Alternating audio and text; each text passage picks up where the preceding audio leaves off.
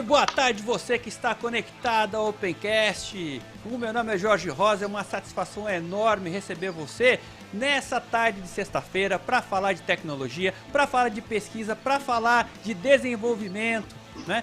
E hoje uma convidada especial, né? Ela é uma pesquisadora, ela é uma doutora, ela é uma psicanalista, né? Conheci ela num evento que a gente já vai falar um pouco, né, desse evento, mas gentilmente ela aceitou estar conosco aí nesse episódio especial, juntando arte e tecnologia, né, e como que essas duas áreas se conectam. Aproveitando você que ainda não se inscreveu no nosso canal, se inscreva, ative as notificações, dê aí seu joinha pra gente, né? Tem alguma pergunta? Faça aí no chat do YouTube que a gente com o maior prazer nós vamos responder aí, né? E o nosso grande patrocinador do nosso Opencast é o Opencard, né? Então assim, eu tenho o QR Code, tá aqui, ó. Tá aqui do lado da Fabi aí, ó. Tá do lado da Fabi o QR Code em rosa, né? Então, aponte seu celular para esse QR Code, conheça a Opencard, né? A Opencard aí é o nosso patrocinador, especialista em modelamento matemático, Model Based Design e tecnologias da indústria 4.0. E o QR Code ele está em rosa. E tem uma razão, não é por causa do Jorge Rosa, né? É porque outubro rosa, é o mês de conscientização para prevenção do câncer de mama, né? Então você, mulher aí, né? Faça o seu exame de autotoque, faça a mamografia, faça seu ultrassom, né? Não deixe aí que essa doença que quando é detectada no início, assim, as chances de cura são quase que totais. Então aí, passando a palavra agora aí, recebendo ela, que é a nossa convidada de hoje, Fabi Borges, muito obrigado por você participar aqui conosco e estar aqui participando dessa edição do Opencast. Boa tarde, tudo bem, Fabi? Tudo certo, Jorge. Obrigada pelo convite. Estou achando divertida. Acho que vai ser divertida a nossa conversa. Não, é muito legal assim, né? Então, uma coisa que é interessante, eu já queria que você começasse aí falando, né? Eu até anotei aqui, ó. Você é cosmista brasileira. Eu tenho quase certeza que você que está assistindo agora, a grande maioria não sabe o que é uma cosmista. Eu sou um leigo, né? Eu quero perguntar para você, o que é uma cosmista e por que você tem tanto orgulho de ser aí uma cosmista brasileira, Fabi? Eu ia colocar cosmista tropicalista, mas aí botei brasileira. Não, é mais uma brincadeira, assim, com o cosmismo russo, né? Que é uma grande influência aí no setor da cultura espacial, da filosofia espacial. E, enfim, os cosmistas russos do século XIX por XX super influenciaram o programa espacial é, russo, e eles têm toda uma história com o cosmos, por isso cosmista, e com os humanos, né? Eles pensam, por exemplo, que os humanos, eles vencedores. Eu sempre falo essa história, porque eu adoro. Tem dois inimigos cruciais, que é a gravidade e a morte. E na medida em que essas duas coisas forem sendo vencidas, o espaço vai se tornar cada vez mais próximo, né? O dever do humano é fazer a panspermia, é levar para os universos, para o universo afora, primeiro o sistema solar, depois a galáxia, enfim, a vida terrestre, a vida como se tem na Terra. E assim como outros planetas, isso tudo faz parte do imaginário cosmista russo, né, que eu estou falando. E, e assim como existem outros planetas também que têm populações como a nossa que também tem essa missão. E um dia todos vão se encontrar. Isso é um resumo absurdo. Mas, enfim, cosmista brasileira é outra coisa, porque é a partir da nossa cultura, né? Entendi. E antes de dar continuidade, agradecendo aí a presença, eu tô vendo aqui, ó, Cauê Azevedo, Cauê, Nicole Prati, Silvana Matos, Cibele Creme, olha só, o nome é chique, hein? Creme, de la Creme, né? Cibele Creme, Bruno Matos já tá aqui conosco, né? o nosso marketing, né? O marketing que me ajuda aí no Opencast, né? Temos aqui a Tabata, o Sigmar, um grande abraço, o Henrique Camargo, o Telmo, né? Também aqui, Felipe Yoshida. Então, você que tem alguma pergunta aí para a Fabi aí, quer falar de tecnologia, quer falar um pouco aí do espaço, a gente vai entrar muito nesse detalhe, né? E aí, estudando aqui, pesquisando aí sobre a Fabi, conversando muito com ela. Ela é uma psicanalista, né? E aí ela pode contar um pouco sobre isso, mas o que me chamou a atenção né? Ela não é só uma psicanalista. Ela saiu de psicanalista e foi pro espaço. Porque eu conheci ela num evento, numa competição de satélite. Me conta um pouco disso daí, Fabi. Conta um pouco aí pro pessoal, né? Como que uma psicanalista foi parar no espaço? Então, tu sabe que eu pensando nessa questão e pensei assim, se a gente for para a história da psicologia, sei lá, pega aí Freud, o próprio Jung, Reich, todos esses caras, eles tinham uma relação muito forte com o contemporâneo, né? Com as coisas que estavam acontecendo, com as tecnologias que estavam acontecendo naquele momento, principalmente o Reich, mas o Freud também, e com todas trazendo a antropologia, tecnologia, relações humanas, relações ético-político-antropológica para dentro do contexto da produção de subjetividade, que é o que a psicologia estuda, não é necessariamente o sujeito lá dentro de como se fosse um indivíduo à parte de todo o resto, né? Ele é um sujeito que ele faz uma dobra do fora e está sempre incorporando essa existência das coisas na sua própria vida. Então, nada mais normal que hoje em dia uma psicanalista ou esquizoanalista, depois a gente fala disso, atue nessa frente da tecnologia, que é uma coisa tão imperativa no nosso cotidiano, na nossa contemporaneidade. E essa queda para o espacial foi vindo aos poucos, porque a arte e tecnologia sempre foi um mote do meu trabalho, desde da graduação, mestrado e doutorado, mas foi se aproximar mais fortemente o espacial no doutorado. E aí, no doutorado, enfim, que eu fui conhecendo um pouco, eu estava em Londres, na Goldsmith, fazendo aquelas bolsas sanduíches, né, estágio doutoral, e fui me aproximando da órbita satelital, comecei a encontrar artistas que desenvolviam satélites, ou que trabalhavam com astronomia e arte, ciências espaciais e arte, e aí eu fui entrando nessa vida, escrevi uma tese de doutorado sobre isso, e por fim, quando voltei para o Brasil, eu fui procurar o INPE para ser um lugar para a continuação da pesquisa, depois de ter feito o pós-doc no Rio de Janeiro, em artes visuais, mas especialmente em arte e tecnologia. Então faz parte aí de um contemporâneo. Quando a gente fala em espaço e tudo que está acontecendo em relação ao espaço, eu acho que eu me atrevo a dizer que como cosmista brasileira, ou seja, apaixonada pelo espaço, pelo cosmos, entro nessa discussão e nesse debate via arte e produção de subjetividade. Então, não sei se deu para entender, mais ou menos, e aí a gente foi desenvolvendo projetos dentro do INPE, como o segundo workshop de ArtSat, você me conheceu dando fazendo uma fala sobre o ArtSat, que é a arte de satélites, no CubeDesign, né, que é essa competição de satélites, que a OpenCAD também é financiadora, né, dá o suporte. Enfim, a gente abriu essa categoria.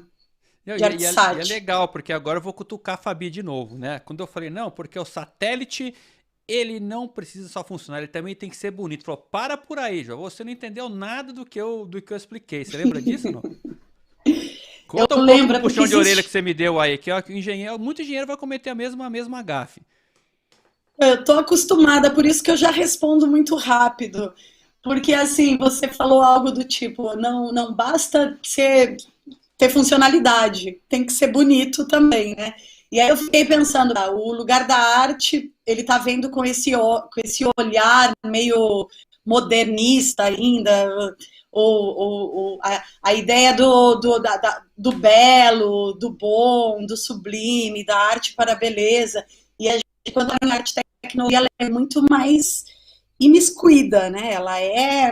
Ela é orgânica. O ArtSat, por exemplo, é um satélite mesmo. Ele é funcional, ele pode ir para o espaço, ele tem funções que não precisam ser só artísticas, mas ele tem funções artísticas também, que aí cada artista vai pensar. Já teve alguns casos de satélites artísticos que foi para o espaço, ou de projetos artísticos que vão dentro da carga útil de um satélite com outras funções, que eu até prefiro, na verdade. Eu prefiro essa carona para não sujar tanto espaço, né? Mas aí o puxão que eu te dei foi nesse sentido, que no INPE também tem vários embates, né? Tem até hoje. O pessoal não entende, ou acha que é brincadeira, ou acha que é teatro, ou acha que é artes visuais, ou o histórico é em subjetividade, eu não posso dar conta de um trabalho dentro da tecnologia. Enfim, então é um embate que muita gente chama de colisão entre arte e tecnologia, ou arte e ciência. E é engraçado que em um determinado momento você falou até de poesia espacial. Eu achei muito louco isso, né, cara? Mas que coisa, né? Então, na verdade, foi toda uma virada de chave, vamos dizer assim, depois da aula, né? Eu falei puxão de orelha, mas foi uma aula, né? Com toda a Fabi era muito querida, né? Você não consegue imaginar ela puxando a orelha de alguém, né? Mas, Fabi, agora tem uma pergunta aqui. Nossa, é legal, hein? Essa daqui é do Ítalo. Ele tá perguntando o seguinte, ó. Como tem sido a sua experiência ao levar uma subjetividade para um lugar tão ciências exatas como o INPE? Olha só que doido isso daí, hein? Olha, o Ítalo que está fazendo essa pergunta é incrível. O Ítalo ajudou muito essas coisas acontecerem dentro do INPE. Ele foi uma das portas de entrada para o Cube Design, né? Uma porta de entrada fundamental, junto com o Walter Abraão, Lázaro Camargo. Enfim, eu acho que as conquistas que eu fiz dentro do INPE foram muito relacionadas aos amigos que eu fiz. Foi um assunto muito estranho, gente que fecharam no início. Eu, junto com a Cristiane Godoy, eu entrava junto com ela, que é da astronomia, nas salas, conversava com o cientista, com o técnico, com a astrônoma, com o pessoal do clima espacial. Então, foram se abrindo portas. Quem abraçou mesmo o nosso projeto lá dentro foi a Engenharia e Tecnologia Espacial. E provavelmente eu estou saindo esse ano. Terminou o meu pós-doc. Conseguimos implementar dentro do INPE um programa de arte e tecnologia, arte e ciências espaciais, ou arte espacial, arte e cultura espacial. E os ArtSats, que é a arte de satélites, como eu estava falando ontem, do Cube Design como categoria. E eu imagino que, assim, vão ter outras pessoas para tocar e que agora, com esse término de pós-doc, eu vou seguir aí a vida para outros lugares, né? Que é uma pena, me deixa muito triste. Eu acho que faz parte desse desencontro entre arte, subjetividade, ciências exatas e tecnologia, né? Que essas colisões, porque assim, chega na hora de pegar o currículo, tu vê, mas subjetividade crônica, né? Uhum. Não combina com ciências espaciais. O que é uma perda para as ciências espaciais e para eu acho que perda para as duas áreas, né? Quando isso não combina. Porque a transdisciplinaridade é fundamental para a gente conseguir sair desses impasses. Enfim.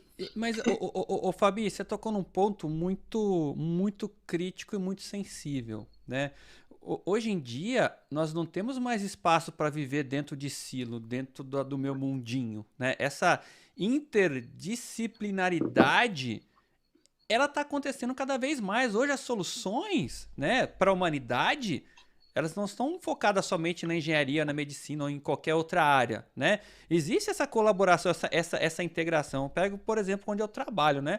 Eu costumo muito fazer a piada de que lá na engenharia lá da OpenCAD, tem na engenharia tem lá cientista de dados, tem mestre, tem doutor, tem físico, né? E tem até engenheiro.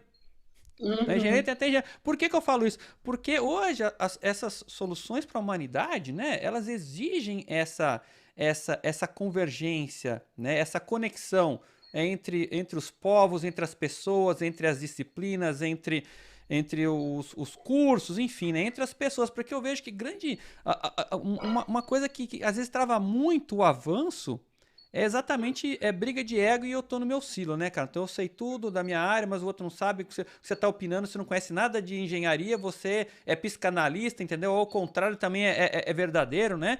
Então eu acho que o mundo tá mudando, né? Eu acho que as pessoas vão enxergar cada vez mais que todo mundo é igual lá na sua essência, né? E que um tem muito que contribuir com o outro, porque nós somos, né, seres humanos. E o ser humano, ele não nasceu para viver sozinho. Né? Ele nasceu para viver junto de um outro ser humano, compartilhar com outro ser humano. Né? Eu estou filosofando demais, mas ia colocar uma outra filosofada aqui. Ó. Nossa, essa foi forte. Alexandre Ribeiro, olha só. Ele escreveu o seguinte: a arte que vai ao espaço talvez seja o nosso legado ao cosmo, de fato, ao melhor estilo Carl Sagan, que eu não conheço, não sei quem que é, mas vou conhecer, né? É a melhor forma de deixarmos nosso legado, e por que não temos o Tupiniquim espacial? É uma filosofada boa aí, né, ô Fabio? Desculpa a piada, Sim. filosofada, mas é um termo, foi bem legal essa colocação aí.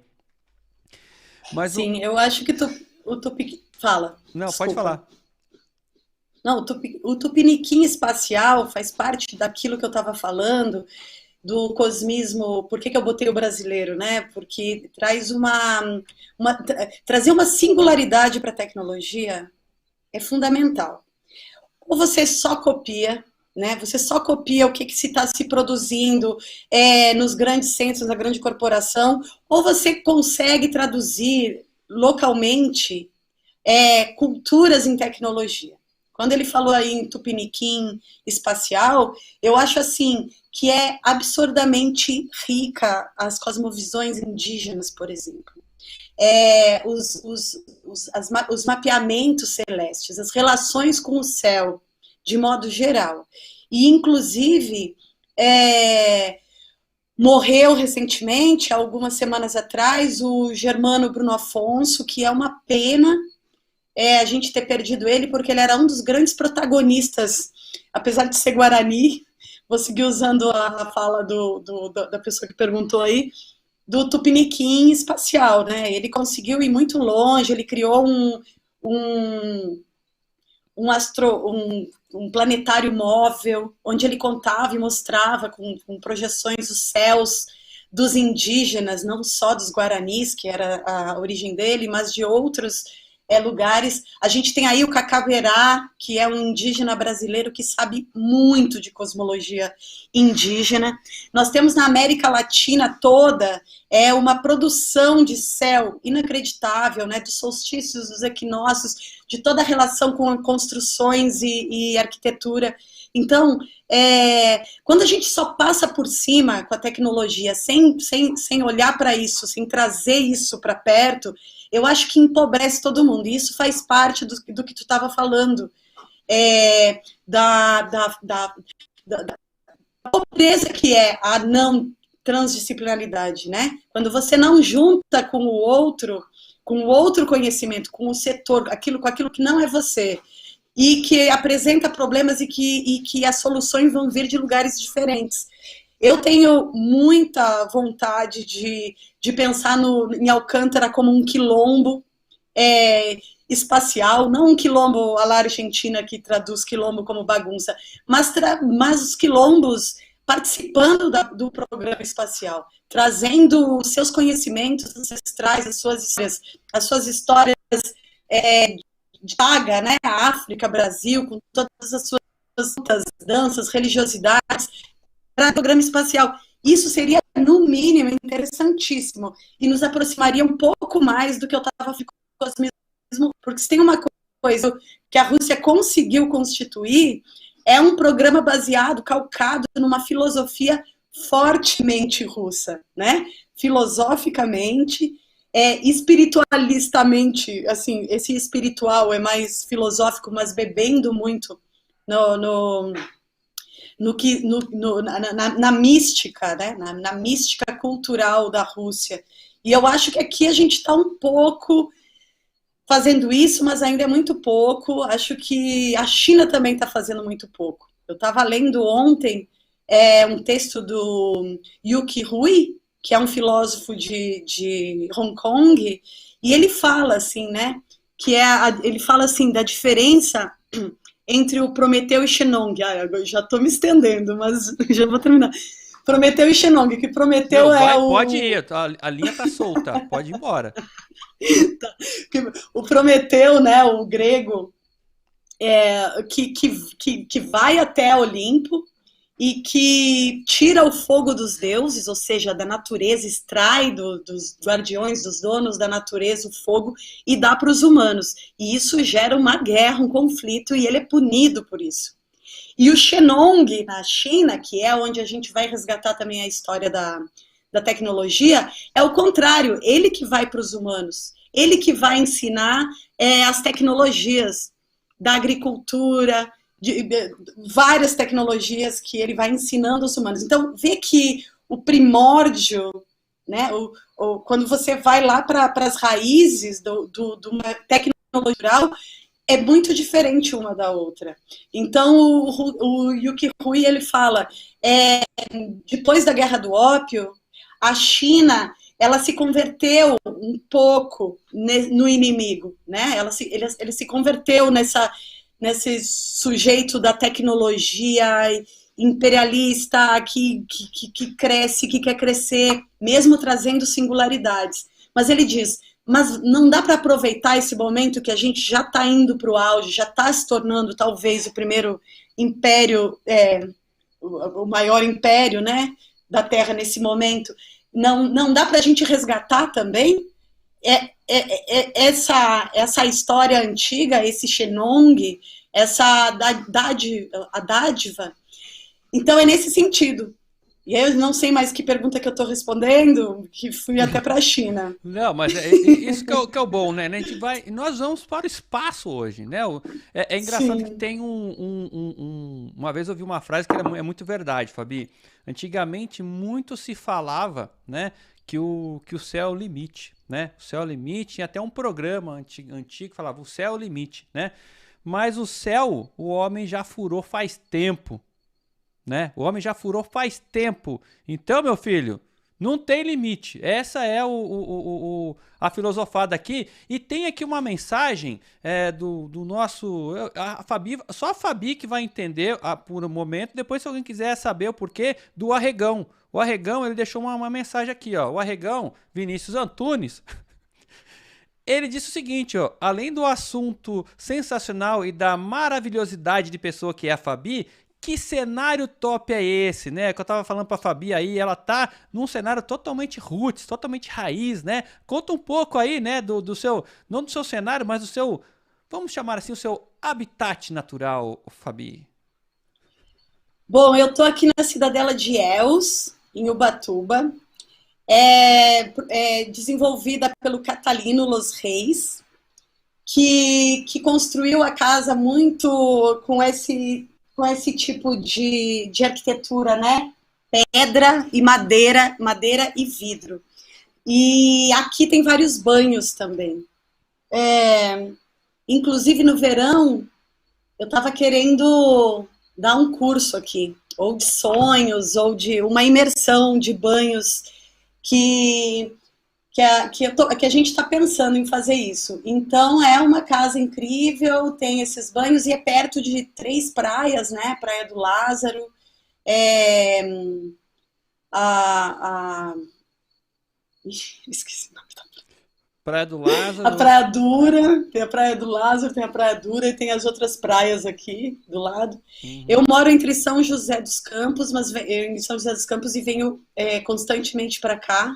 Uhum. E São Paulo. Então eu tô meio Então você assim. mora muito mal, né? Seu habitat natural, então, invejável, né, cara? Quem não queria estar aí no meio da natureza, enfim, né, convivendo com toda essa qualidade, tendo toda essa qualidade de vida, né? Mas tem uma outra pergunta aqui, ó, do Ítalo. Os banhos que eu digo é termas, tá? Tá, banhos termais, são termas. Né? Ah, é bom banhos que tem termais, histórias boas e banhos termais aí. E dá para vir, hein? Tem lugar para alugar aqui, tem casinha para alugar, chalezinho.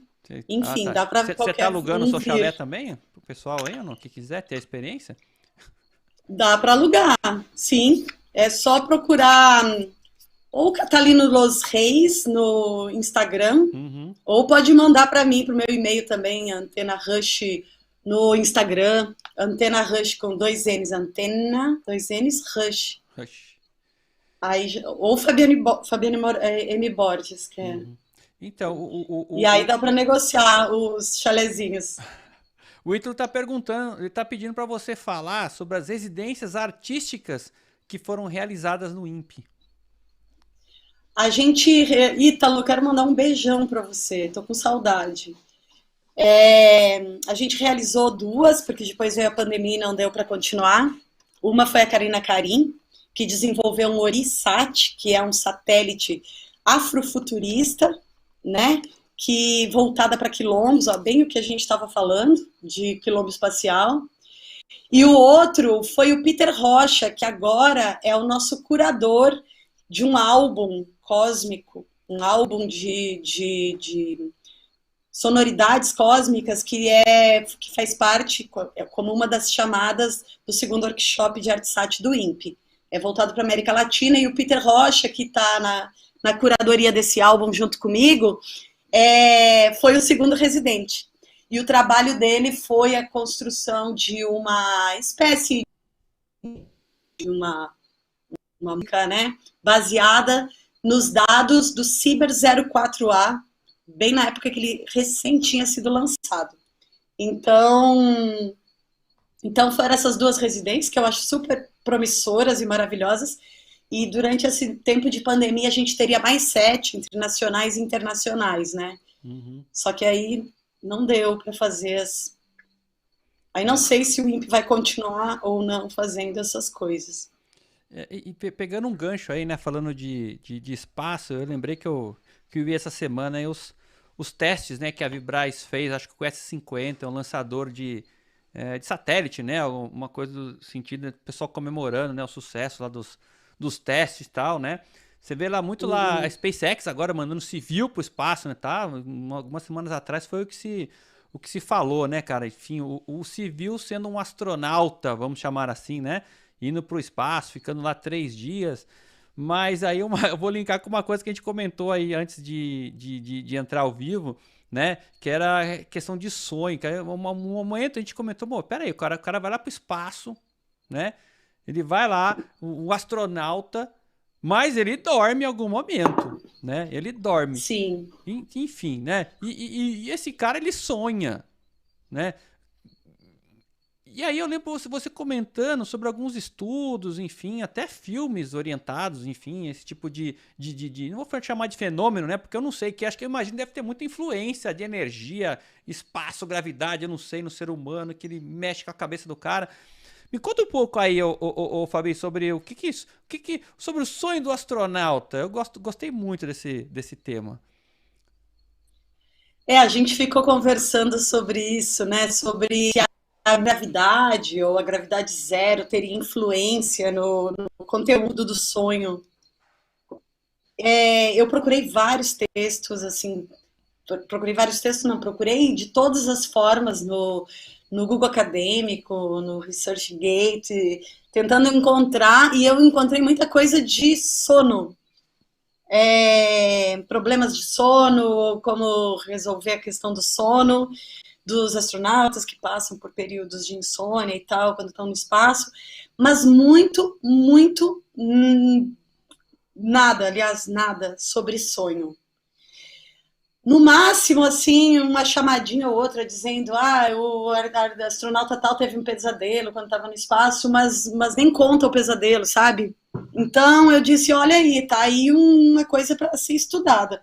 Ou pelo menos a ser melhor divulgada, porque eu não encontrei mesmo. Então, se alguém encontrar questões de microgravidade ou gravidade zero, e e alteração no conteúdo dos sonhos, por favor, mande para nós.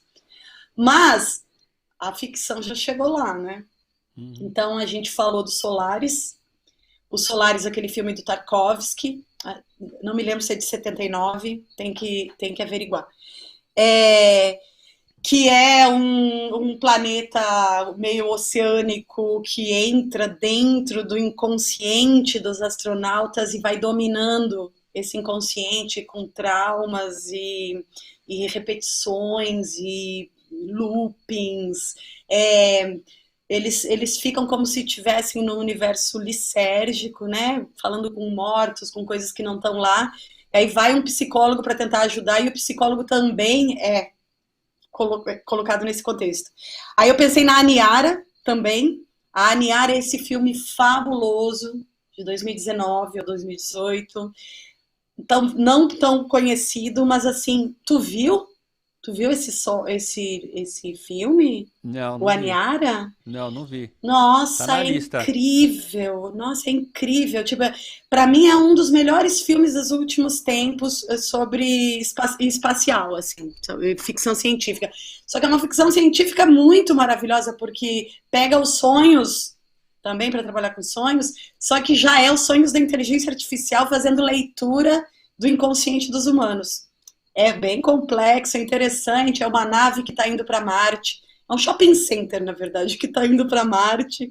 A Terra está sendo destruída, esses caras todos estão felizes que vão para a colônia, que nessa altura já está toda estabelecida. E aí, eu não vou contar todo o filme para não dar spoiler, mas ela bate num lixo eletrônico e acontece uma série de problemas. Então as pessoas começam a ficar desesperadas e começam a procurar essa inteligência artificial, que é uma espécie de ambiente mesmo. Mima, acho que é Mima o nome dela, que é essa inteligência artificial que lê as coisas suaves, os sonhos suaves dos humanos e devolve em forma de imagem. Então todo mundo fica apaziguado. Até o momento em que começa a passar tempo demais e a Mima não consegue mais fazer uma leitura lúdica, onírica, bela dos humanos e começa a devolver só a crise, a preocupação, a angústia, até que ela própria estoura. Enfim, o filme é incrível.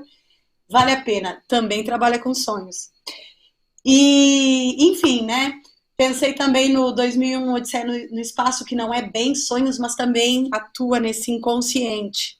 Que lembra quando o monolito entra em contato com o astronauta e ele entra numa viagem, que daqui a um pouco ele se vê velho, daqui a um pouco ele se vê jovem, daqui a um pouco ele está no útero. Tem uma viagem lisérgica mesmo. Então, eu acho que na ficção vai ser mais fácil de nós encontrarmos, apesar de não ter dado tempo de fazer essa pesquisa específica sobre o que sonham os astronautas, mas acho que na ficção a gente vai encontrar mais subsídios, talvez, do que na academia, né? Mas o legal que fala, às vezes você vê os filmes do passado, né? Você falou o filme da década de 70, em que tinha uma inteligência artificial, olha só, né? Quer dizer, esse conceito não é novo, né, cara? Já vem lá desde da década de 70. E é engraçado, eu lembro, quando você fala, eu lembro, o filme que vem na minha cabeça é Elysium, porque o Wagner Moura participou lá, que é com, como é que chama o menino lá? Caramba, o menino lá, O Matt Damon, não? Matt Damon, Matt Damon, né, tal, não sei o quê. Mas o que eu acho engraçado desse filme que o juiz é o robô, né, então é a inteligência artificial julgando os fatos ali, né, enfim, cirurgia sendo feita pelo robô de formas, enfim, né, quer dizer, o ser humano não tendo assim essa atuação e o cara fazendo uma reconstituição, né, das certas partes do corpo humano. Achei muito louco, né? Mas são coisas que e esse Elise, eu acho que é o quê? De uns 8 anos atrás, não lembro, né?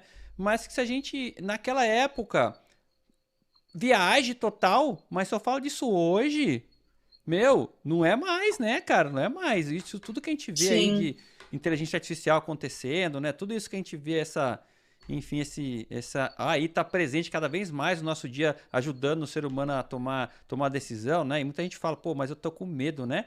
Da inteligência artificial tomar o lugar do ser humano. Isso não vai acontecer, porque a tecnologia ela veio para ser uma extensão do ser humano e não para substituir, né? Veio para estimular o ser humano a atingir um outro nível, vamos dizer assim, né? Porque eu tenho eu dou uma filosofada que é o seguinte, né? Tudo que é tudo que é hard skill o robô vai fazer. O robô é a inteligência artificial, é o bot, enfim, né? Agora, tudo que é soft skill, só o ser humano consegue fazer. Não vai ter aí que vai conseguir fazer nada disso, né? Inclusive tem até acho que acho que o Ítalo mesmo mandou mais uma aqui, ó. Ítalo, ele disse, já usei o MATLAB para modelar o cafezinho do dia a dia. O Ítalo, manda pra nós esse case aí, pô. Eu tomo muito café, eu tô muito interessado em saber como que você modelou, né? De repente eu sou um apreciador de café e eu preciso melhorar aí com o algoritmo. O MATLAB, para quem não sabe, é a ferramenta mais clássica e moderna aí de modelamento matemático aí, onde a OpenCAD é distribuidora exclusiva aqui no Brasil, fazendo um merchan aí da OpenCAD, né? Mas, Fabi, agora, já que a gente falou de sonho e tal, né? Tem um outro assunto que acho que se deixar a gente fala aí muito tempo, e eu gosto muito, né? E tem tudo a ver com tecnologia, futuro, tal, não sei o quê, e costumes, quebra de paradigmas, que é China, né? Você China. teve a oportunidade de ir para a China. Eu quero saber, antes de começar a fazer pergunta, o que você foi fazer lá, mulher? Eu fui 2 vezes para a China. A primeira eu estava morando em Londres, e aí eu fui representando, fui como representante cultural da América Latina. Não que a América Latina saiba disso. Pô, mas isso é profundo, hein? Eu fui por uma ONG inglesa, e aí eu fui representando a América Latina. Isso aí foi em 2011. E a segunda vez eu fui em 2016 ou 2017, que eu fui dar palestra num encontro sobre arte e futuro, no Museu de Arte Contemporânea de Pequim. E nas 2 vezes eu tive experiências muito diferentes, né? Porque na primeira eu fui recebida com honras de Estado, fui recebida com praticamente uma limusine. Eu fiquei num hotel, até hoje eu não lembro o nome do hotel, tenho que pesquisar isso. Mas eu fiquei muito impressionada porque olha, as termas de novo, vocês veem que eu gosto de termas. Mas não fui eu que escolhi nesse caso. Era um hotel gigante que tinha termas e que dava para andar de barco embaixo do hotel, e aí a gente andava de barco e aí ia parando e as mulheres, é como um spa, aí elas iam botando coisa no nosso rosto se a gente quisesse, né? E aí tu andava mais um pouquinho de barquinho, aí as outras passavam um negócio no seu corpo. Inacreditável, tipo, classe A. E as reuniões eram feitas em prédios de cento e tantos andares, sei lá. Eu lembro de uma das reuniões que eu fiz, que era no 87º. A gente via as nuvens e os pássaros de cima. Era muito impressionante. E aí no meu lado estava ministro da tecnologia, ministro foi muito impressionante. Eu nem dei conta direito de continuar com esse projeto. Acabou essa história no Great Wall, fui para as muralhas da China. E quando eu voltei, eu não quero também ser extensa, e quando eu voltei em 2016 para fazer essa palestra, esse encontro de arte e futuro, que era o nome, eu acabei ficando mais uns 40 dias lá, né? Porque era para passar só 3 dias, ir para a China para passar 3 dias não adianta. Aí eu fiquei uns 40 dias e acabei ficando dentro de um lab de mulheres, jovens mulheres, programadoras, makers, feministas, e foi uma outra experiência de China, né? Com elas eu entendi toda essa coisa da África entrando para a China pelo sul, como é que estava sendo a miscigenação e as questões culturais entre África e China, no sul da China. Entendi muita coisa das relações políticas de uma forma mais realista, mais terrena, né? Porque na primeira vez eu fiquei como vivendo como nas nuvens mesmo, né? Uhum. Eu só ficava nos carros maravilhosos, num hotel que não tem janela. Esse hotel não tinha janela. Era todo fechado. E a gente falou da comunicação, né? Não sei se tu E quer falar aí, disso. e aí, então, mas a comunicação, sabe que comunicação é a base de tudo, né? Como é que foi para se comunicar com os chineses aí? É coisa, é fácil, né? O idioma é fácil, você sai na rua, você entende tudo, né? Aqueles desenhinhos, né?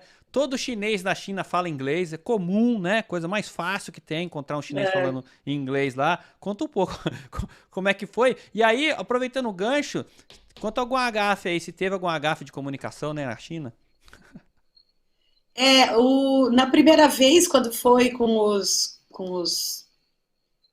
digamos assim, a galera de estado, foi um pouco mais difícil, porque tinha tradutores, então, então tudo era mediado por tradutores, era engraçado que a gente falava uma coisa pequena, assim, eles traduziam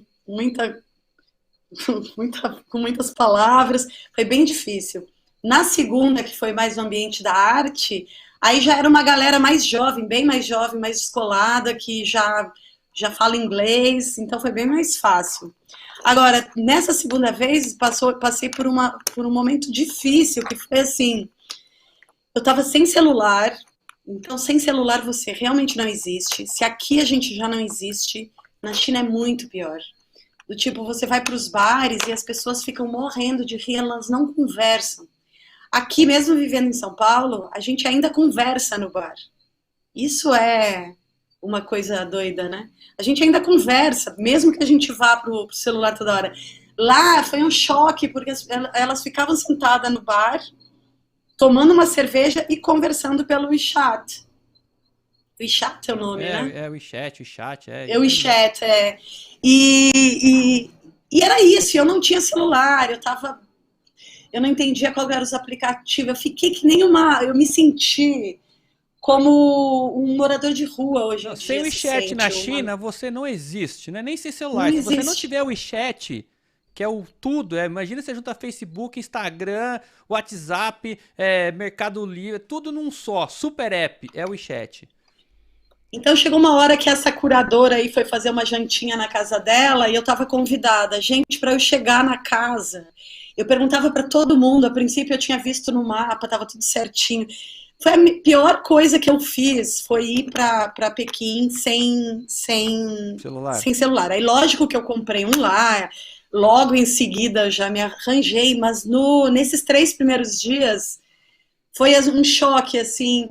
Eu fiquei perdida horas, eu não conseguia chegar na casa, eu perguntava para as pessoas na rua onde que eu estava, ninguém sabia dizer, eu não conseguia nem procurar.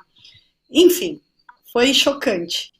Agora, eu adorei a China, né? Eu adorei a comida, eu adorei as pessoas, eu adorei. Eu quero muito voltar. Eu espero que eu tenha uma terceira chance Mas, Fabi, eu vou de te dar uma voltar para a dica. China. Eu vou te dar uma dica de comunicação, então, né? Você tem que ser amigo de vendedor, né? Eu sou vendedor, né? Você tem que ser amigo de vendedor. Por que que eu falo isso, né? Um dos quesitos ou pré-requisitos do vendedor na China é ser bom de manguaça. O cara tem que ser forte para tomar, porque os negócios eles são fechados no jantar depois de muita cana. E a cana a cana que eu falo é cachaça, né? E a cachaça do chinês chama Baijiu, né? Então é Baijiu Uhum. e Tintin é Gambei, né? Então eu tomei muito Baijiu, muito Gambei lá, né, cara? Porque eu vou falar que eu sou da Manguaça, mas eu adoro tomar pinga, né? E é legal porque é muito engraçado isso, porque lá na roda que eu tava só tinha vendedor, né? Então, meu, todo mundo conversando, Sim, celular não existia, ninguém pegou no celular. Agora, se eu olhava em volta, o pessoal todo lá todo no. mundo. Todo mundo lá, enfim, né? E eu tava só com chinês, tá, cara? Comigo só tinha chinês lá. Mas o vendedor, ele tende aí que ser universal, né, cara? O vendedor, se ele não falar, ele morre, né? Ele acha que não tá Sim. nós somos. Sabe que tem para vacinar vendedor, tem uma agulha especial, né? Lá enfim, lá no posto de saúde, ele chama agulha de vitrola, que é para vacinar o vendedor, né?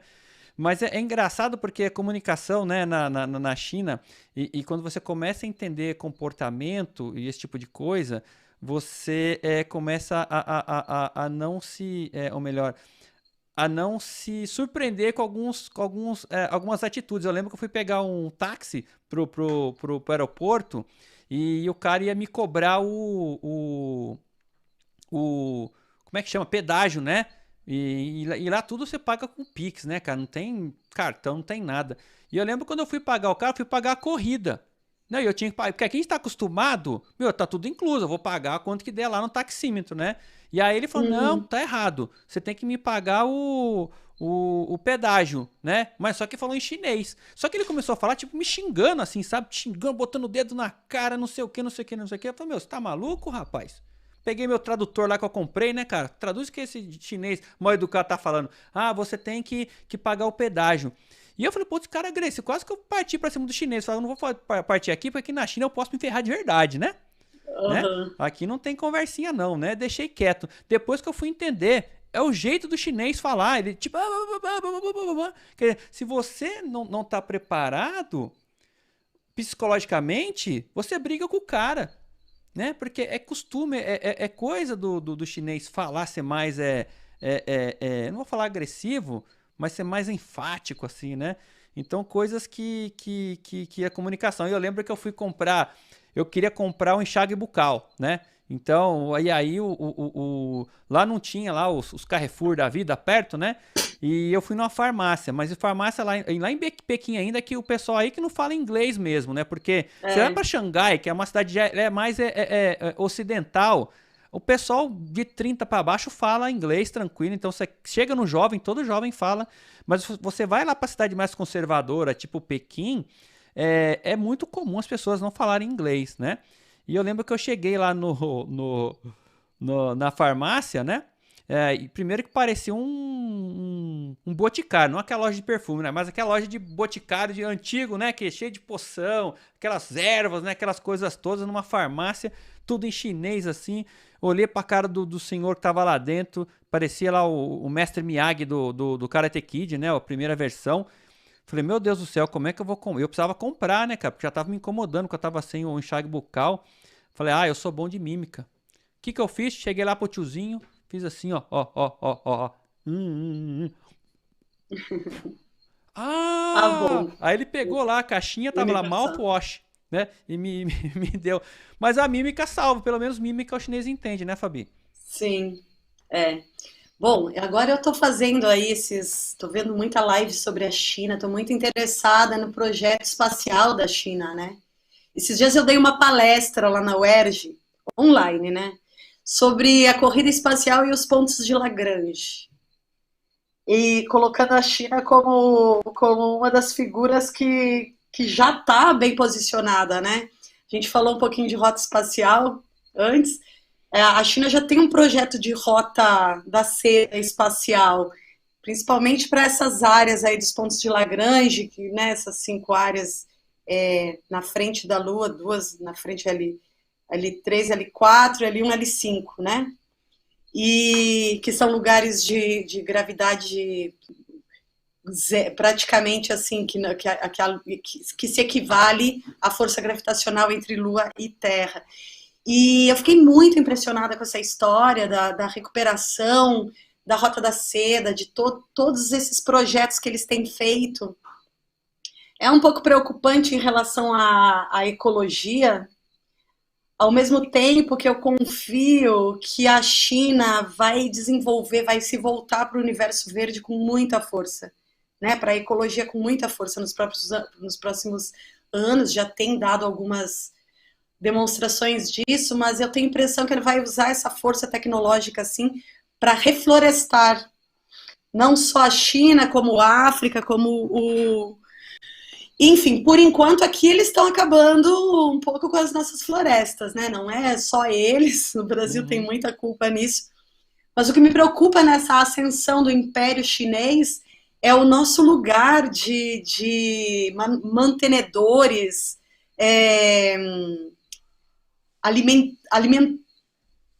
alimentício, né, de produtos alimentícios, que as monoculturas e agricultura, né, e gado e tal, prevaleça em relação ao mundo ecológico, ao mundo verde. Isso realmente é preocupante. Eu acho que a gente tem que pensar nisso com uma radicalidade de que, de novo, voltar para aquele mesmo assunto da singularidade e tecnologia, sabe? Uhum. Se o Brasil é importante na área da alimentação dos outros povos, que seja top num sentido de ficar renovando, inventando, seja com florestas de agroflorestas, seja de recuperação de solo, recuperação de nascentes, recuperação de rios, fazer dessa tecnologia campeira, digamos assim, uma tecnologia de ponta. Isso é o que eu imagino que deve ser feito, não importa quem que entre na presidência. Esses caras têm que aprender a ver, porque está tudo muito difícil, né? Se a ecologia é de esquerda, se é industrial é de direita. Ou seja, a gente está num mato sem cachorro, a gente está entre uma discussão que não é complexa, que diminui muito a potência do pensamento tecnológico, ou da singularidade tecnológica. E vê que eu não estou falando singularidade como os transhumanistas, eu não estou falando que singularidade é aquele grande salto que vai descolar o humano desse corpo 1.0 e vai colocar nesse corpo 2.0, já mais abstrato, ou mais potente biologicamente, superando o Homo sapiens, criando a grande rede de cérebros. Eu acho que isso vai acabar acontecendo, mas eu estou falando de uma singularidade tecnológica localista, né? Que venha a partir da experiência. Quem tem que mandar no mundo verde e dizer o que tem que fazer e que manejos que tem que ser feitos é quem tem esse mundo verde para fazer. A Europa não tem mais esse mundo verde, né? Tu vai em florestas na Inglaterra, é toda de pobre, não tem riqueza. Então, eu acho que os países que têm desculpa, já estou me passando no tempo de novo, mas enfim. Olha a janela ali, ó. Tá dando para ver? Chato, né? Muito pouco verde. Você tá privada do verde. E, Fabi, deixa eu falar uma coisa aqui, né? Você tava falando da China, enfim, da China, de repente, virar o jogo e ser verde e tal. Antes de eu ter um comentário sobre isso, você ainda que não se inscreveu no canal, no nosso canal no Opencast, por favor se inscreva, ative as notificações, dê o seu joinha aí pra gente, faça suas perguntas aqui, acessem o QR Code da Opencard, nosso patrocinador master da live, né? Opencard, ela é especialista em modelamento matemático, model-based design, em tecnologias da indústria 4.0, então Opencard, aí acesse o site da Opencard, o QR Code está em rosa porque nós estamos aí no Outubro Rosa, então você, mulher, né, tenha consciência, faça o autoexame, a mamografia, o ultrassom, né, se cuide, né, que isso é muito importante. E eu fiz um comentário sobre o chinês ficar falando assim, né, tem uma pessoa aqui que sofre na pele, o Douglas está falando o seguinte, Douglas Oliveira, todo oriental quando fala parece que quer brigar, né, e o Douglas, ele acho que vive isso na pele porque ele é casado com uma oriental, deve ter propriedade para falar isso, deve saber, né, que tá falando, além de a mulher mandar em casa, né, cara, ainda é oriental, acho que, né, é bem verdade. Mas você estava falando da China, né, e uma impressão que eu tive é o seguinte, se tem que fazer, o chinês faz. Ele não quer saber se vai ser com a ecologia, não quer, nananã. Então tem que passar uma estrada aqui, ele passa uma estrada. Tem que fazer o viaduto, passa o viaduto. E lá, como as propriedades, né, a moradia é do governo, você tá lá numa puta casa. Amanhã o governo decide que vai passar uma rodovia ali, olha, você tem 60 dias, eu vou colocar você numa casa igual, viu? Boa também, um lugar bom, mas o progresso tem que acontecer. Mas, em contrapartida, ele vem consertando. Então, eu falo como exemplo, pega lá Pequim, na época quando começou a industrialização, aquela coisa toda, até nas Olimpíadas, muito se falava, olha, se o céu nublado de Pequim, não sei o quê, nananana, vai lá hoje. Tá muito melhor, porque aí é exatamente isso que você falou, eles estão, quer dizer, vão para a industrialização, para o avanço, não sei o quê, mas depois vem consertando, né, criando coisas sustentáveis, né, e tem verde pra caramba lá na China, né, Fabi? Sim, eu não tive a oportunidade de conhecer a China inteira que nem você, né? Você viajou muito pela China. Por isso que eu quero voltar lá, para poder conhecer mais profundamente. Mas eu estudo bastante sobre a China, me interessa muito essa lógica deles, né? Essa lógica de operar a longo prazo, a ter projetos em longo prazo, a, a, a criarem uma relação não conflituosa, pode não ser a mais harmoniosa do mundo no sentido de dar total liberdade para o outro, né, autonomia e tal. Eu sei que tem vários países que têm problemas diplomáticos e tal com a China ali em volta, mas ao mesmo tempo existe um programa que não é o explorar todo mundo e ficar rico sozinho, né? Esses programas que eu tenho pesquisado, estudado, e acho que a China aponta aí uma mudança. A gente está assistindo isso, né? Essa mudança de império. Uhum.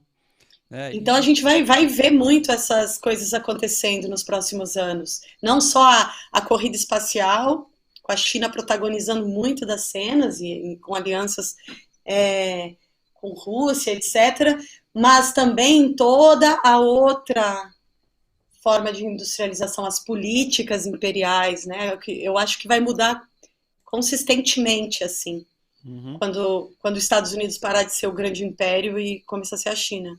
Mas tá. Estamos aí para assistir, sabe? Cara, estamos aí para assistir, né? É engraçado porque você ouve muito falar de tecnologia, Estados Unidos, Vale do Silício. A China tem meia dúzia, né? E a gente não sabe. Né? Então, a forma como ela se organizou logisticamente, né? Criando os clusters industriais, isso é impressionante. A logística funciona, um negócio muito louco, assim, se eu não me engano, qualquer coisa que você pede lá, principalmente comida, nunca vai chegar em mais que 30 minutos, né? Então, tem muito... Lá a motoca não tem uma motoca combustão, né? Que eu ia tudo motoquinha elétrica lá, né? Você vê um monte de chinesinho cruzando tudo, mas é muito louco. Eu arranjei uma amiga. Hã? Quando eu tava lá, eu arranjei uma amiga que tinha uma motoquinha dessas. Motoquinha. Gente, a gente se divertiu. E eu, Fabi, divertiu por Pequim, aquela motoquinha. Não, a gente está se encaminhando aí para o final, mas eu queria aproveitar o gancho aqui com uma última pergunta e você já emenda aí nas suas considerações finais, né? Que é uma coisa muito legal aqui que o Ítalo, né? Ele está perguntando aqui, Fabi, sempre te ouço e fico maravilhado, né? Mas em relação à arte e tecnologia, mais espaço aqui no Brasil, o quanto já avançamos, né? E o que você gostaria de ver no médio e longo prazo? Essa é a última pergunta para você, Fabi. O que você almeja aí, né? Como você vê essa junção da arte, tecnologia e o espaço aí no médio e longo prazo no Brasil? Eu acho que, sobretudo, a arte é um lugar privilegiado de pensar, de constatar, de experimentar. Então, o que eu gostaria é que tivesse mais espaços no Brasil, porque eu acho que é mais fácil a gente atingir essa singularidade que a gente estava falando, abrindo processos criativos, mas também de pesquisa, não só criativos. Ontem eu estava falando isso para a Márcia Alvarenga, que a gente viu um link que fazia uma chamada aberta, mas uma chamada aberta assim, sem muito compromisso com o desenvolvimento da arte em si, né? Era mais uma coisa assim, mandem para, não vou falar o que é, mas mandem para nós, mandem, todo mundo manda, mas não oferece espaço de pesquisa. E a minha insistência no INPE, e eu não sei se quando eu sair isso vai continuar, espero que sim, é que tenha um espaço de pesquisa, onde artistas e cientistas, mais outros interessados, né, outras pessoas interessadas, consigam realmente problemas, como o ArtSat é um problema, né, e produzir soluções adequadas, com essa visão um pouco mais aberta, um pouco mais transdisciplinar, e que tenha também uma discussão estética na profundidade do que o estético significa, que não é só o belo, né? Não é o bonito. Como eu falei para ti quando eu puxei a tua orelha, eu falei, acho que desde o século XVIII o belo e a arte, e o belo e o bonito e o bom foram separados, né? As vanguardas do século XX artísticas, elas não têm nada a ver com o belo. Elas têm a ver com profundas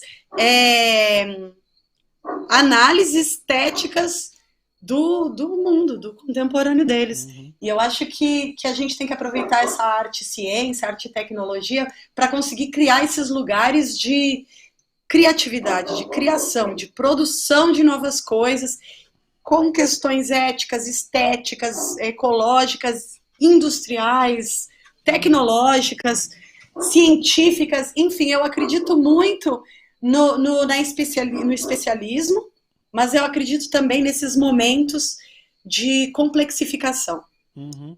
Então, é isso. Por isso, pobre. Se a gente vê o pessoal só da engenharia conversando sobre satélite, você vai ver que há um discurso importante, é um discurso adequado ao programa, ao projeto, tem os interesses e buscam suas soluções, mas empobrece quando não consegue ver para além disso. Então, as soluções também se empobrecem, né? E isso serve para a agricultura, isso serve para a indústria da carne, para a indústria das plantas, para a indústria dos cosméticos, do remédio, da medicina.